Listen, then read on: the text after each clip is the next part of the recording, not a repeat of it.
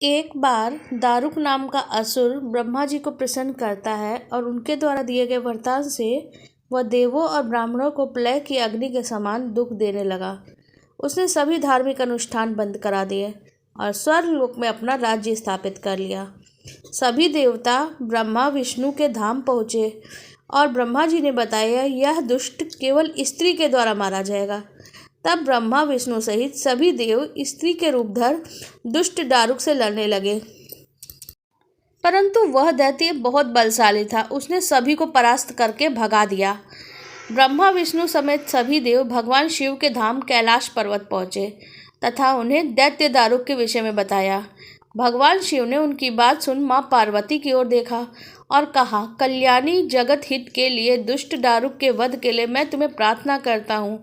यह सुनकर माँ पार्वती मुस्कुराई और अपने एक अंश को भगवान शिव में प्रवेश कराया, जिससे माँ भगवती की माया से इंद्र आदि देवता ब्रह्मा नहीं देख पाए और उन्होंने देवी को शिव के पास बैठे देखा। भगवती का वह अंश भगवान शिव के शरीर में प्रवेश कर उनके कंठ में स्थित विष से अपना आकार धारण करने लगा। विष के प्रभाव से वह काले वर्ण में परिवर्तित हो गया और भगवान शिव ने उस अंश को अपने भीतर महसूस कर अपना तीसरा नेत्र खोला। उनके नेत्र द्वारा भयंकर विकराल रूपी काले वर्ण वाली माँ काली उत्पन्न हुई। माँ काली के ललाट में तीसरा नेत्र और चंद्र रेखा थी। कंठ में कराल विष का चिन्ह था और हाथ में त्रिशूल और नाना प्रकार के आभूषण और वस्त्रों से सुशोभित थी।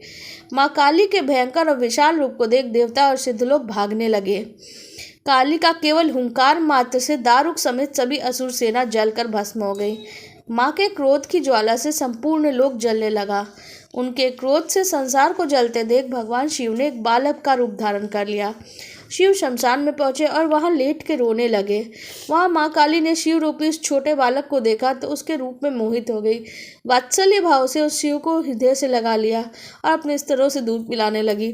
भगवान शिव ने दूध के साथ उनके क्रोध का भी पान कर लिया और उनके क्रोध से 8 मूर्ति हुई जो क्षेत्रपाल कहलाई। शिवजी द्वारा माँ काली का क्रोध पी जाने के कारण वह मूर्छित हो गई। देवी के होश में लाने के लिए शिवजी ने शिव तांडव किया। होश में आने में माँ काली ने शिव को नृत्य करते देखा तो वो भी नाचने लगी, जिस कारण उन्हें योगिनी भी कहा गया है।